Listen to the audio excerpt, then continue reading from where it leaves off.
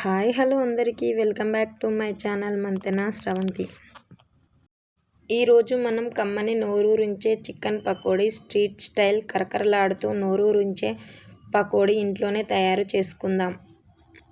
Oil కూడా అస్సలు పీల్చదు. ఇలా ట్రై చేయండి ఒకసారి. చికెన్ 65 చేయడం చాలా ఈజీ. నేనైతే 1/2 kg చికెన్ తీసుకొని శుభ్రంగా కడిగి పెట్టుకున్నాను. దానిలో తగినంత కారం, ఉప్పు, ధనియాల పొడి, గరం మసాలా, అల్లం వెల్లుల్లి పేస్ట్ వేసుకుని కలిపి పక్కన పెట్టుకున్నాను. తర్వాత 2 టేబుల్ స్పూన్ల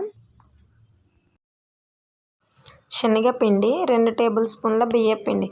బియ్యపిండి వేయడం వల్ల చికెన్ అనేది క్రిస్పీగా వస్తాయి. 2 టేబుల్ స్పూన్ల కార్న్ ఫ్లోర్ వేసుకొని మూడింటిని వేసుకొని మంచిగా కలుపుకోవాలి. గట్టిగా కాకుండా పల్చగా కాకుండా కలుపుకోవాలి. కొంచెం గట్టిగా అనిపిస్తే అందులో కొంచెం వాటర్ వేసి మంచిగా కలుపుకోవాలి. ఈ విధంగా కలుపుకోవాలి. వీడియో మొత్తం స్కిప్ చేయకుండా చూడండి. స్కిప్ చేస్తే అర్థం అవ్వదు. ఎవరైనా నా ఛానల్ని సబ్స్క్రైబ్ చేసుకోకుండా చూస్తున్న వారైతే ప్లీజ్ సబ్స్క్రైబ్ చేసుకోండి. ఇలా కలుపుకొని 10 నిమిషాలు పక్కన పెట్టుకోండి. టైం ఉంటే 2 గంటలు ఫ్రిడ్జ్లో పెట్టుకోండి.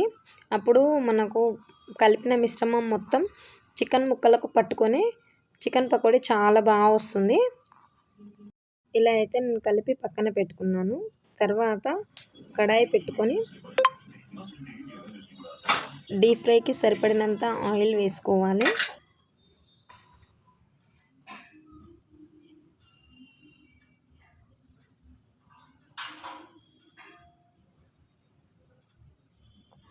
ఆయిల్ వేడైన తర్వాత చికెన్ ముక్కల్ని ఒక్కొక్కటిగా తీసుకొని విడివిడిగా ఆయిల్లో వేసుకోవాలి. ఆయిల్లో చికెన్ ముక్కలు ఎక్కువగా వేసిన, ముక్కలు దగ్గరగా వేసిన, పైన వేసిన కోటింగ్ ఊడిపోతుంది. అలా ఊడిపోయి చికెన్ ముక్క అనేది కనబడుతూ అంత క్రిస్పీగా అనిపించదు.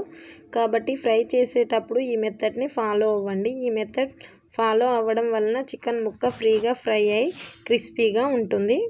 మీరు చికెన్ ఫ్రై చేసేటప్పుడు మంచిగా ఫ్రై చేయకపోతే చికెన్ లోపల ఉడకదు.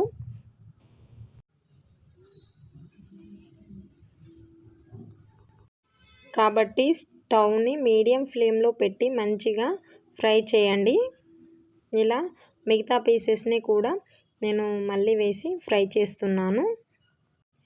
ఇలా సాయంత్రం టైంలో పిల్లలు స్కూల్ నుండి వచ్చినప్పుడు చేసి పెడితే పిల్లలు చాలా ఇష్టంగా తింటారు. బయట ఫుడ్ అస్సలు అడగరు. బయట మనం కొని తీసుకొస్తే వాళ్ళు ఏం ఆయిల్ వాడారు అని మనకు భయం ఉంటుంది. కాబట్టి మనం ఇంట్లోనే ఇలా చేసి పెడితే పిల్లలకు చాలా మంచిది. కొంచెం మనం ఫుడ్ కలర్ యాడ్ చేస్తే రెడ్ షేడ్లో వస్తుంది. నేనైతే కలర్ ఏమీ వాడలేదు, న్యాచురల్గా ఉంటుంది. ఇలా కొంచెం కరివేపాకు వేయించి పైన గార్నిష్ చేసుకుంటే చాలా బాగుంటుంది. టమాటా సాస్తో ఇలా పిల్లలు తినేస్తారు. ఇలా ఒకసారి ట్రై చేసి ఎలా వచ్చిందో కామెంట్ చేయండి.